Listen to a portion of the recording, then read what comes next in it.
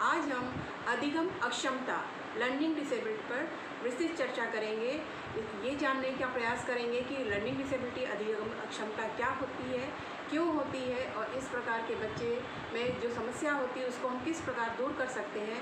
इस पर विस्तृत जानकारी देने के लिए हमारे बीच में अनिल सिंह तिवारी डाइट रीवा से हैं और साइन लैंग्वेज मूक बधिरों के लिए जो है उनका अनुवादक करेंगे के शर्मा जी। नमस्कार साथियों, आज हम आपके बीच चर्चा करने जा रहे हैं अधिगम अक्षमता लर्निंग डिसेबिलिटी, जिसको हम शॉर्ट में एलडी कहते हैं। एलडी एक ऐसी समस्या है जिसको हम छुपी हुई विकलांगता भी कहते हैं, हिडन डिसेबिलिटी।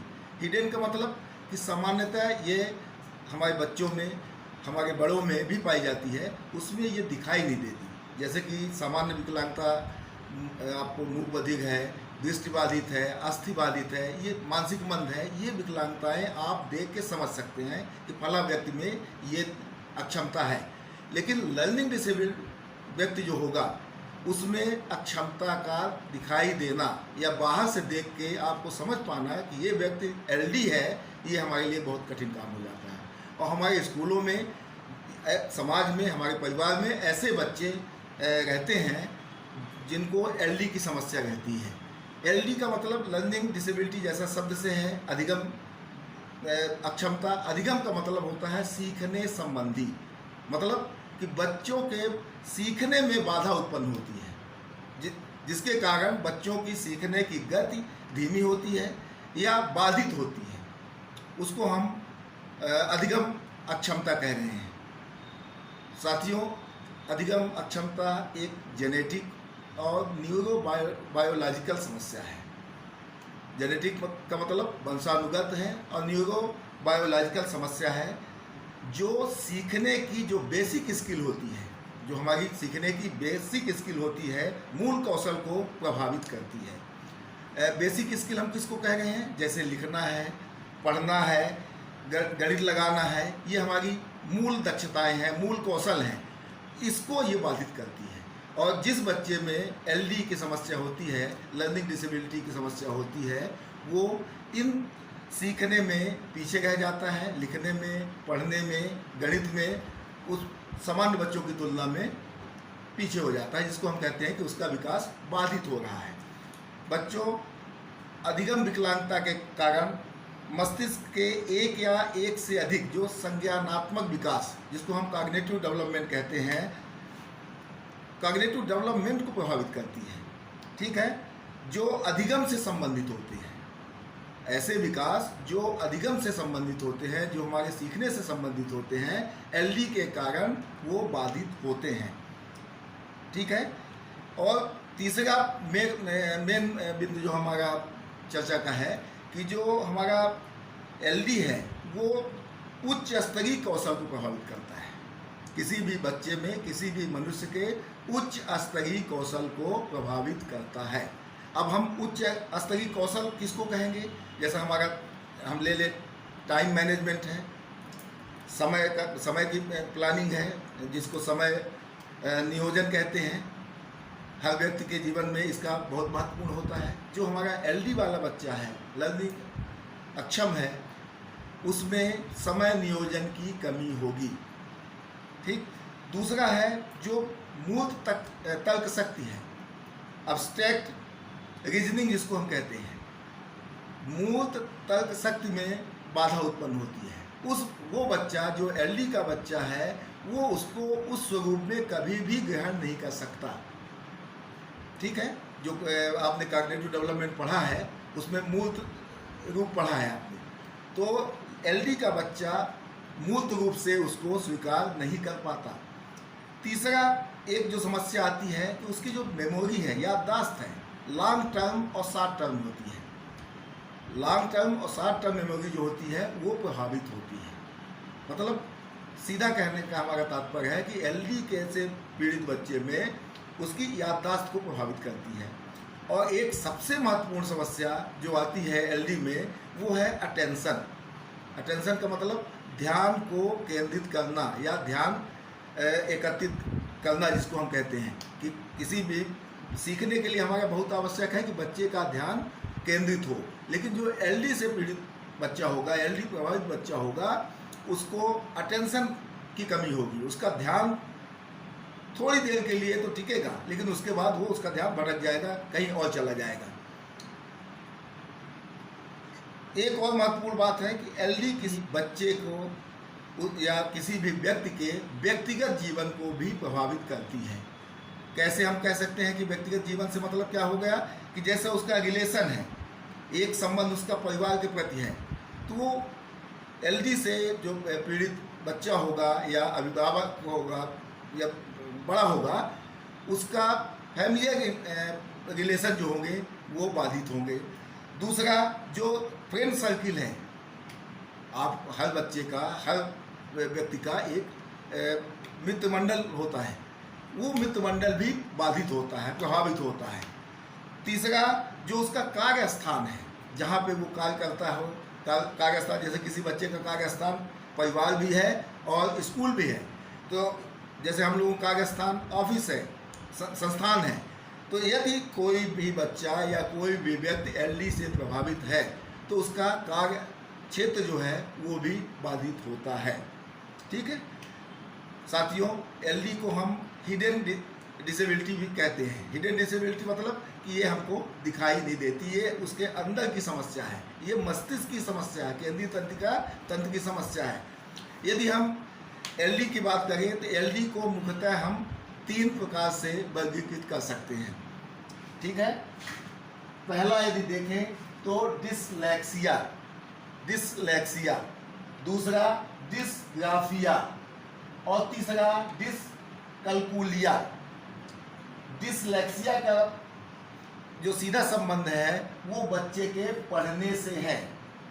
यदि किसी भी बच्चे में पढ़ने अधिगम अक्षमता को यदि हम वर्गीकृत करें तो ये मुख्यतः 3 प्रकार की होती है। वैसे हमारे आगे के विषयों में इसको 7 तरह से बांटा गया है, लेकिन हमारे लिए आवश्यक है 3 तरह से अधिगम विकलांगता को या लर्निंग डिसेबिलिटी को हम बांट सकते हैं। पहला है डिसलेक्सिया। डिसलेक्सिया मतलब पढ़ने लिखने संबंधी समस्या। दूसरा है डिसग्राफिया। डिसग्राफिया का मतलब जैसे शब्द से ही समझ में आ रहा है, उसको जो ग्राफिकल रिप्रेजेंटेशन है, डायग्राम है, चित्र है, ठीक, हमारा नक्शा है, दिशा का ज्ञान है। जैसे ये भारत देश का नक्शा है, ये नॉर्थ है, ये साउथ है, पूर्व पश्चिम, ईस्ट वेस्ट है, उस बच्चे को इसका ज्ञान नहीं हो पाता है। ये एक समस्या आती है डिसग्राफिया में। तीसरा है डिसकैल्कुलिया, गणितीय योग्यता संबंधी समस्या। गणित सीखने में उसको दिक्कत होती है, यदि कोई चीज़ गणितीय भाषा में लिखी हुई है तो उसको समझ में नहीं आती। गणित विषय उसको हमेशा सीखने में बहुत दिक्कत होती है।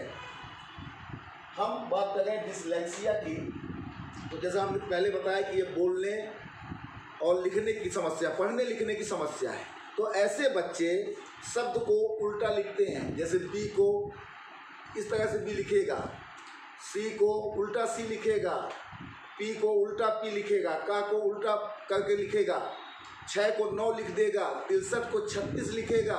इस तरह से उसको समस्याएं जाती हैं और पढ़ने में भी ये समस्याएं आ जाती हैं। डिसग्राफिया में यदि कोई प्रेजेंटेशन आप या कोई भी चीज़ें उसको ग्राफिकल मेथड से पढ़ा रहे हों, ग्राफ बने हों, नक्शा हो, दिशा हो, उसका ज्ञान उसको होने में समस्या जाती है। और डिसकैल्कुलिया में गणितीय समस्या है, गणित के अंकों का ज्ञान, उनके आकारों में उसको दिक्कत होती है, लिखने में उल्टा लिख देगा या बीच के अंतर को नहीं छोटा बड़ा का ज्ञान सीखने में उसको दिक्कत होती है। तो ऐसे बच्चे हम मुख्यतः 3 भागों में बांटते हैं की होती है। वैसे हम इसको 7 प्रकार से भी बांटते हैं, लेकिन हम बात करेंगे इन्हीं 3 पे, डिसलेक्सिया। अब आप थोड़ा सा अपनी कक्षाओं में जाइए और अभिभावकों से अनुरोध है कि आप अपने घर में जाएं। जब आपका छोटा बच्चा जो आपके घर में है, जब आप उससे पढ़ना और लिखना की शुरुआत कराते हैं तो सबसे पहला लक्षण उसका पेन पकड़ने का तरीका होगा। हम लोग पेन ये पकड़ते हैं, ये हमारा पेन पकड़ने का सामान्य तरीका है। जो एलडी का बच्चा होगा तो वो या तो ये पकड़ेगा या तो कुछ अलग टाइप का पेन पकड़ेगा। ये पहला लक्षण है। एलडी से प्रभावित बच्चा हमेशा उसके पेन पकड़ने के तरीके में सामान्य की तुलना में थोड़ा सा अंतर होगा। ये पहला लक्षण है। दूसरा लक्षण जो एलडी का है कि बहुत सारे शब्दों को वो उल्टा लिखेगा। उल्टा मतलब कि जैसे हमको सी लिखना है तो सी को इस तरह से लिखेगा। डी लिखना है, ये हमारा डी है, तो उसको ऐसा लिख जाएगा। 6 और 9 में अंतर नहीं कर पाएगा, उल्टा लिखेगा। 6 को 9 लिखेगा। 36 यदि लिखा है तो उसको वो 63 लिख देगा। ये उसके प्राथमिक लक्षण हैं, शब्दों को उल्टा लिखना। ठीक है। अगला लक्षण यदि हम देखें तो लिखते समय वो शब्दों को गायब कर देगा। जैसे हमको कमल लिखना है, तो का लिखेगा और फिर ला में आ जाएगा, माँ गायब हो गया। ये उसके लक्षण है। यही हाल पढ़ने में भी उसकी समस्या आएगी कि एक शब्द को बीच से वो गायब कर देगा, पढ़ेगा ही नहीं। ठीक है। ये उसके प्राथमिक लक्षण हैं। अगली एक महत्वपूर्ण बात है कि जब इन बच्चों का आप जो होमवर्क आप जिसको कहते हैं, अभ्यास पुस्तिका में जो कार्य आप देते हो, जब ये लिखेगा तो उल्टा तो लिखेगा। दूसरा, यदि मान लीजिए गलत हो गया तो उसको जब काटेगा तो इस तरह से काटेगा, ये ऐसा सी लिखा और सी गलत हो गया तो काटने के लिए फिर इस तरह से वो काटेगा। ये सीधा नहीं काटेगा कि थोड़ा सा काट दे। या वो जब रबड़ का इस्तेमाल करेगा उसको साफ करने के लिए, तो पूरा का पूरा वो कागज जो है उस कागज को पूरा इस तरह से करेगा, जिसके कारण कागज उखड़ जाएगा या फट टाइप पे जाएगा। ये भी एक एलडी की पहचान है, जिसको आप प्राथमिक स्तर में ही आप पहचान कर सकते हैं कि इस बच्चे में एलडी की समस्या है। हम कक्षा शिक्षण के दौरान इन सब चीज़ों का विशेष रूप से ध्यान कर सकते हैं। अगला लक्षण जो है एलडी में, बच्चे की जो भाषा का विकास है वो बाधित होता है। भाषा, जैसे कि हम बच्चे जन्म के साथ भाषा सीखना शुरू कर देते हैं, सुनने के बाद उनमें भाषा का विकास होता है। तो जो लर्निंग अक्षम बच्चा है उसमें भाषा का विकास होता है, भाषा का विकास बाधित होता है और उसकी जो भाषा होगी वो टूटी फूटी होगी या कमज़ोर भाषा होगी। भाषा का क्षेत्र उसका कमज़ोर होगा। ठीक है। अगली जो इसके एक और लक्षण है कि फोकस, जिसको हम कहते हैं, फोकस का मतलब कि जैसे हमको यहाँ ध्यान केंद्रित करना है, इन बच्चों की जो फोकसिंग पावर है, फोकस करने की जो क्षमता है, जिसको हम अभी इसके पहले अटेंशन कह गए थे, ध्यान आकर्षण कह गए थे, वो कम होती है। अब बहुत जल्दी ये डिस्टर्ब होते हैं, माने अपने फोकस से हट जाएंगे। मतलब जो इनका अटेंशन है वो अटेंशन ज़्यादा समय तक, जो अटेंशन का स्पान जिसको आप कहते हैं, वो ज़्यादा समय तक नहीं रहता। ठीक है। और अभी हम लैंग्वेज की बात कर रहे थे, भाषा की बात कर रहे थे, तो जो इनकी स्पीच है और मूवमेंट जिसको हम कहेंगे, गति है बोलने की, तेज़ बोलना या धीमा बोलना, उस पर इनका कंट्रोल नहीं रहता। एक सामान्य बोलने के जैसा हम आपसे बात कर रहे हैं तो हमारा बोलने की एक टोन है, एक गति है, एक लय है, लेकिन हो सकता है यदि हम एलडी हैं तो हमारे में ये कमी आएगी। जो हमारा बोलने का गति है और जो शब्दों का समन्वय है, कोऑर्डिनेशन है, वो उसमें स्थापित नहीं हो पाता। एलडी से प्रभावित बच्चे का एक और महत्वपूर्ण लक्षण है, एलडी से प्रभावित बच्चा अपने आयु वर्ग से कम आयु वर्ग के बच्चों के बीच में रहना, खेलना, उनसे संबंध बनाना ज़्यादा पसंद करता है। कहने का हमारा तात्पर्य यह है कि यदि कोई बच्चा 10 साल का है तो वो अपने हम उम्र बच्चों के साथ न रह के, उनके साथ न खेल करके 6-7 साल के बच्चों के साथ उसको रहने में, खेलने में ज़्यादा आनंद आता है। इसके यदि हम कारण की बात करें तो एलडी के जो हमारे कारण हैं वो हम इसको 4 भागों में बांट सकते हैं। एक तो है जेनेटिक। जेनेटिक का मतलब हमारे जिस परिवार से हम हैं, हमारे माता पिता, हमारे पूर्वजों से संबंधित है। दूसरा है प्री नेटल एंड नियोनेटल। बच्चा जन्म के पहले और जन्म के समय से यदि पहले जन्म हो गया, इमेच्योर बेबी है, तो उसमें ये समस्या हो सकती है।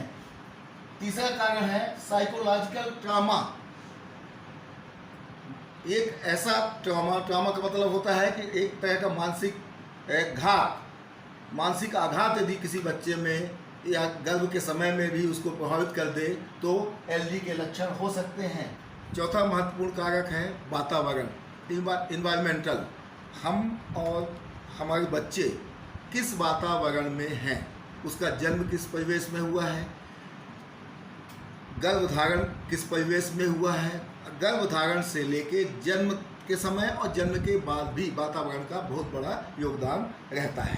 ठीक है, तो साथियों ये हमारे एलडी है, लर्निंग डिसेबिलिटी है, अधिगम अक्षमता है, जिसके कारण हमारे बच्चे में सीखने में बाधा उत्पन्न होती है और हम ना तो अभिभावक और ना हमारे शिक्षक ये नहीं समझ पाते कि ये बच्चा धीमा क्यों है, स्लो लर्नर क्यों है, धीमा सीखने वाला क्यों है, कक्षा में उसका जो हमारा अचीवमेंट लेवल है एक सामान्य बच्चे की तुलना में पीछे क्यों है।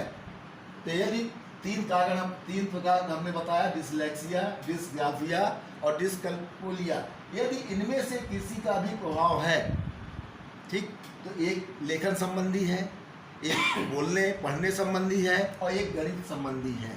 तो यदि कोई बच्चा गणित में उसका जो सीखने की गति है, अचीवमेंट लेवल जिसको हम कह रहे हैं, उसकी जो दक्षता है यदि कम आ रही है तो प्रयास करने का आपका ये पहला कदम होना चाहिए कि कहीं वो डिसकैल्कुलिया से पीड़ित तो नहीं है।